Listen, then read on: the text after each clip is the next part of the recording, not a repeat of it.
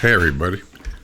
This will be number 3 of answering voicemails. I put that phone number up on many of the videos that I've done in the past, thinking this might be another format that I could do on a regular basis, but I have to have those phone calls in order for me to do one of these, say, every week. And so anyway, I had a couple of phone calls today. I didn't get as many as I'd like to have. So we're going to address those phone calls, and I'm going to do the best I can do to answer them the best that I can. Let's go to first phone call. Sir Skip, thank you so much. It's nice to have this number. Hey, I am calling from the French Quarter. My name is Louis, and I know you had some disparaging words for us down there in New Orleans. We call it NLO, New Orleans, and we definitely enjoy visits from everybody around the world. And I just was wondering, some of these people, if you were covered with dirty water for almost 2 years and had it draining from time to time, I think our place would stink too. Definitely. But we have some very, very interesting things going on in New Orleans, and it's probably a lot better than say a Los Angeles or a New York, something like that, where they have people defecating on the road and living on the roads and things like that. So, hey, New Orleans, just like the villages, is not for everybody. Thank you for your visit. If you don't want to come back again, that is your choice. But, we have the best beignets and coffee, even better than POS 1 and Jose in the entire world. So our arms are open to you and Sue anytime you would like to come down and see what's going on down in New Orleans. Well, I guess that's the call. Well, thanks, but that's not going to happen. I've been in New Orleans three times, maybe 4. My memory ain't what it used to be. The first time I was there, a friend of ours got married, and we had a motorhome, and all 4 of us took the motorhome, and we went, we had a big round circle. We went all the way over to Myrtle Beach, down to Virginia Beach. Can't remember where else we went, but I know what one of the stops was. We ended up going to New Orleans, and pretty close to the French Quarter at that time, there was a place called Jack's Beer. And they had a huge gravel parking lot next to it, and they said we could park there. So we parked there for the day. Actually, I think we might have even spent the night there. I'm not sure. But anyway, we went walking. Walked all over the French Quarter. I mean, that's a place to bring your walking shoes. And we seen a lot. And we had a great time. We was only there for 1 day, and then we left the next day. Well, we had breakfast, and then we left. So that was our first trip. Second trip, we went down there, and I noticed that things seemed to be, this is before Katrina, and I noticed that things seemed to be different. I'm not talking about more crowded or anything like that. No, it was just some of the people downtown were downtrodden. And there was no tents in the city or nothing like that. This is really, I think, before people started living on the sidewalk. But it was just not the same. And then the last time we went there, it was well after Katrina, and we stayed at a hotel. I didn't have the motorhome, and we had the hotel get us a cab. And he took us downtown. While we're heading down there, I asked him, I said, now we're going to be down here for a while. I said, is there any particular area here that I should avoid? And he pointed out one particular street. He said, this street goes for, when we stopped there, he showed us the street. I can't remember the name of it. He said, do not, of any circumstances, go down this road. This street goes all the way down to whatever other street he named. It intersects down there. He said, this whole area right here, you do not want to go down here. I said, even the locals don't go down this road unless they live on that road. I said, really? Stabbings and shootings and drugs and everything is on this road. He said, you don't want to go down this road. And I thought, well, that's weird because there's a police station right there on the corner. And like Sue mentioned on porch sitting, and it was tagged. There was graffiti all over the side of the police station. That tells me right there that the police really ain't paying no attention to nothing. But anyway, make a long story short, we're walking through town. I wanted to go downtown this time because the one thing that I did not get to see, there's a famous graveyard. If you go downtown to the square, there's a big Catholic church that's there. You can't miss it. Behind that Catholic church is a private, I'll say private, cemetery.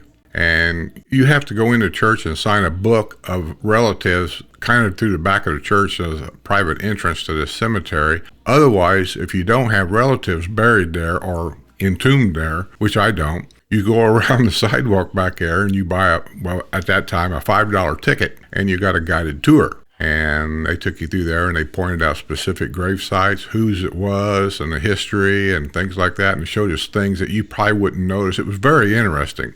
So we took this tour, and that's why I went down there. But it was very interesting. I can tell you three things real quick about that graveyard. One was there's a pyramid in there. It's a small pyramid, but there's a pyramid. A famous movie actor, Nicolas Cage, had that built for himself. But I understand that he's had those built in several cemeteries. Like, he don't know where he's going to be buried, I guess. I don't know, but that's his. Second was, I can't think of the lady's name, but when she came to New Orleans, she was the voodoo lady. Can't think of her name. Queen something. Anyway, her tomb is there, and you can tell because when you get there, it's all people leave things. When we were there, of course, the beads, they got beads hanging on her tomb. They got all kinds of letters they'll leave. They got all kinds of religious items that they leave there. And the one thing I thought was kind of weird when we walked by it was this old dried up chicken foot was laying at her.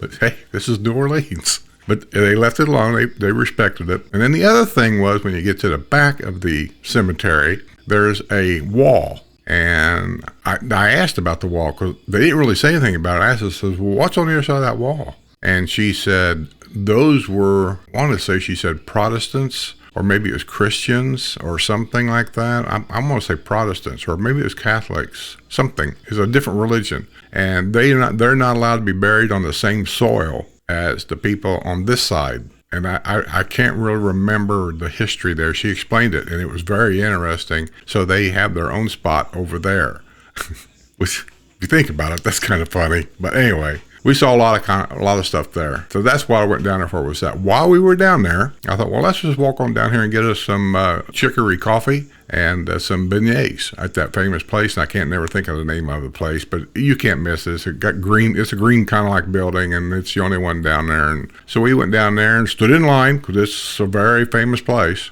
And we got some coffee, and I asked them what made that coffee different. And of course, it's chicory coffee, and they will sell it to you. They have coffee grounds and stuff out front and whatever. And the beignets. The beignets are the best, I will say that. I really, really enjoyed them. They're just right.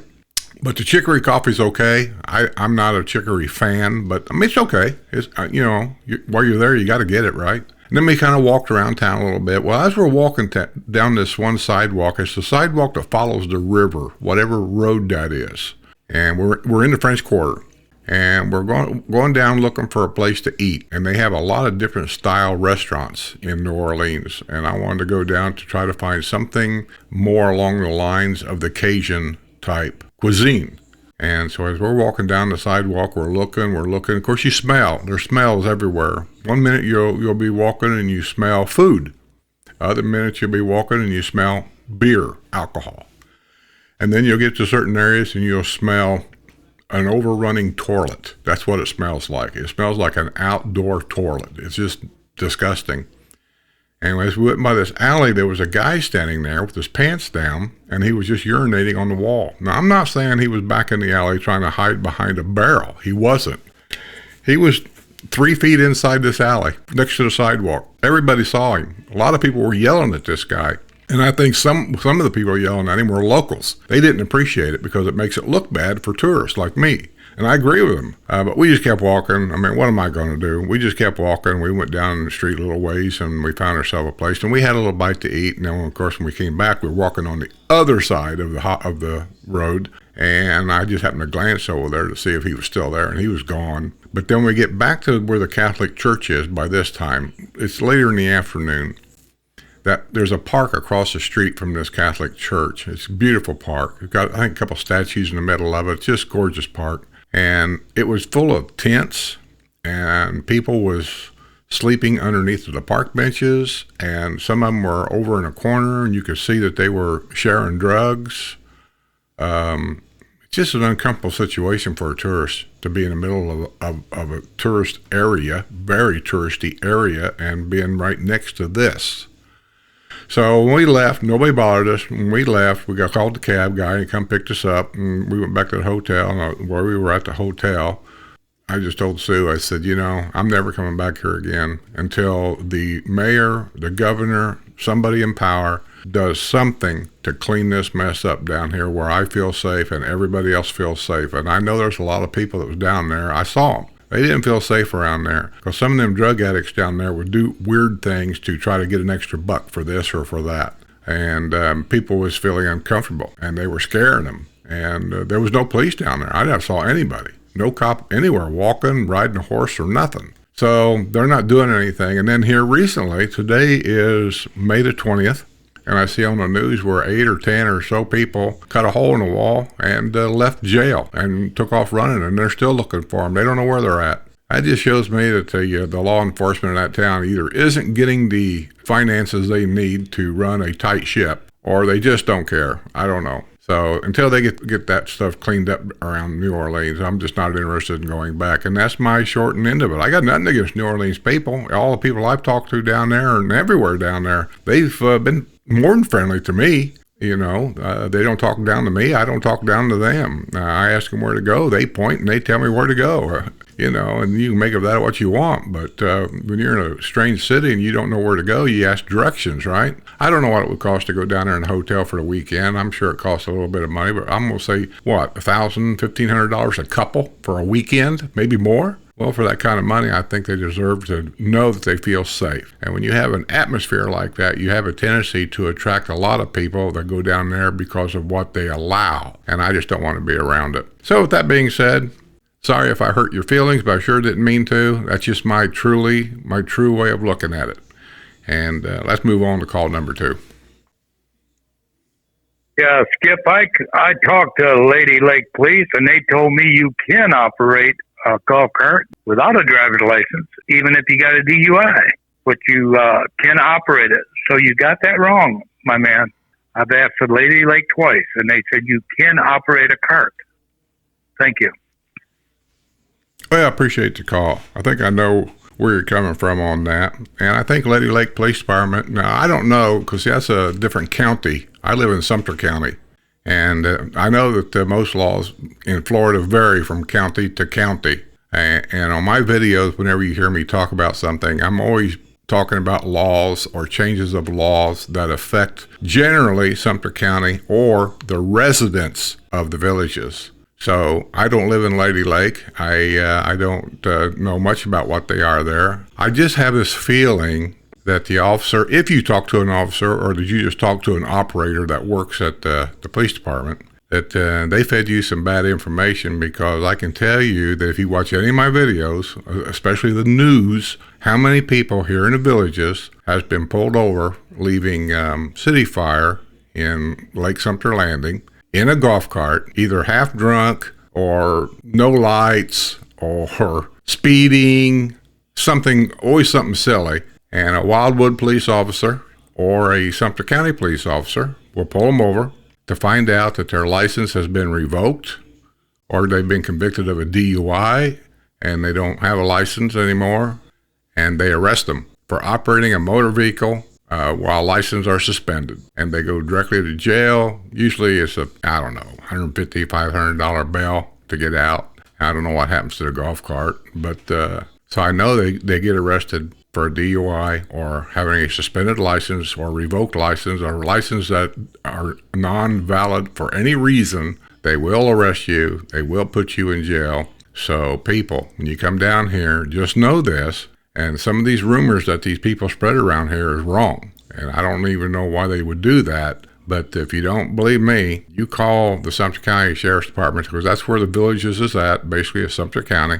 And you ask them, if I lose my license, can I operate a golf cart? If I'm drunk and I lose my license, can I operate a golf cart? There's people here that'll tell you you can drink and drive a golf cart all day long because the road rules don't apply. Those rumors that you hear these people say, they're wrong. I'm telling you they're wrong. I'm just here to advise people that come to the villages to keep you from getting in trouble. You want to go to City Fire and get drunk? Go for it. Nobody cares. But just don't get in that golf cart and drive home. to have somebody come and get you. I'm telling you, you'll go to jail. Now, the other part of that about having a driver's license, I know where you got that. Once again, you didn't hear everything that I said, or you chose to hear certain things and then you eliminated the rest of it. I was addressing children in the villages, not Lady Lake, not anywhere else, the villages, about a new law that came up, well, I think it was in 2023, about operating a golf cart. They passed this new law. I have the law right here, the statute. I'm not going to read everything here because it goes on and on. It says golf carts are defined in section 320.01-22 from the Florida statutes as a motorized vehicle. I'm jumping around here real quick because it's a lot. It's like 3 pages, and I'm not reading this all to you. It says golf carts may operate on roadways that are designated for golf carts with a posted speed limit of 30 miles per hour or less. And it says golf carts may also cross a portion of a county road which intersects a roadway that is approved for golf carts. Keyword, approved. Usually they put a sign up or something. The operation of golf carts on roadways must comply with any more restrictive ordinances enacted by local government and should be verified prior to operating these vehicles. Beginning October 1, 2023, a person operating a golf cart on public roads or streets who is under 18 years of age. So you missed me saying that the first time. Under 18 years of age. Must possess a valid learner's driver's license or valid driver's license. And a person who is 18 years of age or older must possess a valid form of government-issued photographic identification. So if you're older than 18, I say 18 and older, you don't need a driver's license, but you got to have a form of ID with your picture on it. I guess that could be a passport or whatever. But if you're under 18, you must have a learner's permit or a valid driver's license. And if you get a learner's permit, you got to have a 21-year-old person that's licensed driver, legal licensed driver sitting next to you, just like if you was in a car. That stops a lot of these children around here from running around in a golf cart with nobody next to them. And I know that sounds crazy, but it happens here, especially during snowbird season, Christmas time, stuff like that, constantly. It's a hazard. It happened just the other day right here on my own street. I'll just say a house that's fairly close to me. There was somebody there with about a 5, maybe 6-year-old girl. And he was letting this 6-year-old girl drive the golf cart while Dad sat in the passenger seat. Now, Dad was assisting, operating the gas pedal, because she couldn't even reach the gas pedal. And he would grab the steering wheel and turn it one way or another to help her because she didn't know what to do. They're out here in the middle of the road, and he's trying to teach her how to back into a driveway. And, UPS truck comes around the corner, and there they are, sitting in the middle of the road. And UPS truck, he stops. What's he going to do? And finally, they got out of the way where he could go on. This is what I'm talking about. These are public roads. And if you doubt me, if you've got a UPS or an Amazon guy or anybody like that coming to your house and delivering a package, what does that tell you? It's a public road. You have no right to have a 6-year-old child out there in a motorized vehicle as designated by the law, getting in the way. And you'll get by with it. Nobody will say anything for the longest time until something happens. And that's when it'll happen. That's when the so proverbial shit will hit the fan. If she, driving that golf cart, hits a car.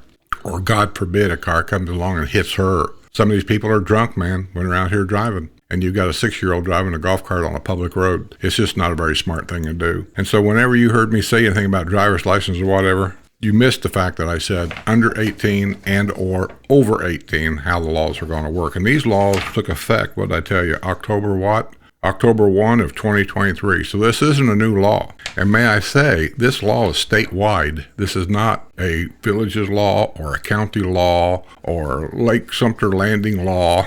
This is a Florida law, no matter where you're at. So you can take it for what it's worth. If you want to go out and challenge it, that's up to you. But I'm here just passing along information for people that don't live here, that's interested in coming here. And I'm saying you're more than welcome to come here. Nobody's going to stop you anyway and have a great time. But just know what the laws are so you don't get in trouble. There are so many visitors that come here. And before they go home, they end up with a jail sentence or restricted driver's license. Or they go home thinking, well, I'm not going back to Florida because I'm not going to go to court. And then next thing you know, Florida's got reciprocity with your state. And then next thing you know, you're going to get pulled over by a cop in your state going, well, I didn't know my license were restricted. Or it just turns into a mess. So just kind of know the law. Well, I think that's going to be it for this one. This will be answering voicemail phone calls, number 3. I appreciate it. Anybody will be interested in maybe calling and leave a comment, criticism, or a concern about anything that we do or anything you've seen on any of my videos or anybody else's videos, give us a call on this number up here. I'll put it up here for you. And just call. The phone's always on 24/7, and just leave a voicemail. It's a phone number that I use for basically this show right now. I also use that phone number when I did WNL. It's not the phone I carry around, so don't expect me to answer the phone. It's just not going to happen. Just let it ring until voicemail takes over, and then leave a comment, and I'll get to it once a week and see if we get enough of these to do this on a regular basis. If not, then that tells me you're not interested. So I only got 2 calls this week, but I do appreciate it. So with that being said, I'm going to get out of here, packing everything up, and getting ready to take off for about a month. And so you're not going to hear from me for a while. That's probably a good rest period for all of you anyway. So with that being said, I'm just going to say, be well, stay safe, stay alert. Give us that call. We want that call. And don't leave your key in that golf cart. Hey, Skip. You suck. Hey, Skip, we got our coffee. What? You suck. Skip, you suck! Hey, Skip, Jose's delivering a coffee, and by the way, you suck. Hey, Skip, you suck!